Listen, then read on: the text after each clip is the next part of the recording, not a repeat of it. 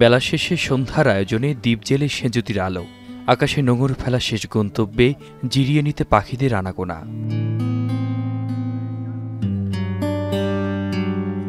সন্ধ্যার আকাশে ভিড় জমিয়ে কি দেখছে ওরা?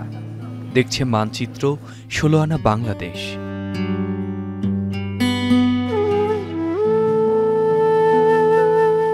চব্বিশের রক্তস্রোতে যে ইতিহাস মানচিত্রকে স্বৈরাচার মুক্ত করেছে, তাদের স্মৃতিচিহ্ন ঠাঁই পেয়েছে সাইমুম শিল্পী গোষ্ঠীর ব্যতিক্রমী এ প্রদর্শনীতে।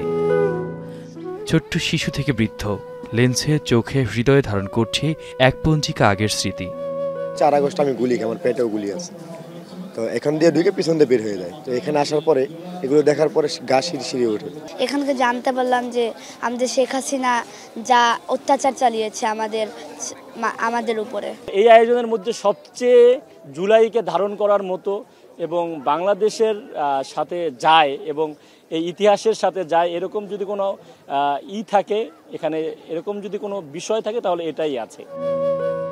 রংপুরের আবু সাইদ থেকে চট্টগ্রামের ওয়াসিম আকরাম কিংবা সাতক্ষীরার আলমগীর শেখ, শহীদ থেকে গাজী, পেশাজীবী কিংবা গণমাধ্যম কর্মী, কেউই বাদ যায়নি এই স্মৃতি সম্মাননায়।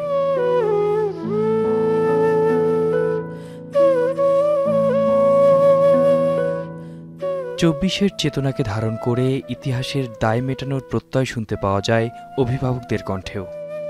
ভবিষ্যৎ প্রজন্ম জানার জন্য আমি আমার বাচ্চাকে নিয়ে আসছি এখানে দেখানোর জন্য ইতিহাস এবং ঐতিহ্য যেটা দেখবে, জুলাই আন্দোলন যারা না মুছে যায় সেজন্য ওকে দেখানোর জন্য আমি এনেছি এবং এই কবরগুলি দেখাচ্ছি, জেলা ভিত্তিক প্রত্যেকটা কবর, যাতে সে মনে রাখতে পারে।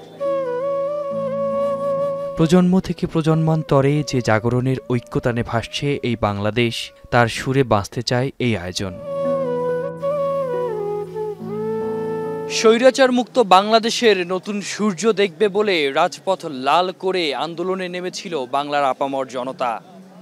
সাইমুম শিল্পী গোষ্ঠীর ব্যতিক্রমী এই আয়োজনের মধ্য দিয়ে উঠে আসছে বীরত্বগাথা সেই গল্প। আর একই সাথে সবার মাঝে জাগ্রত হবে দেশপ্রেমের এক নতুন উদ্দীপনা। আতিক মেজবা লগ্ন, এখন, ঢাকা।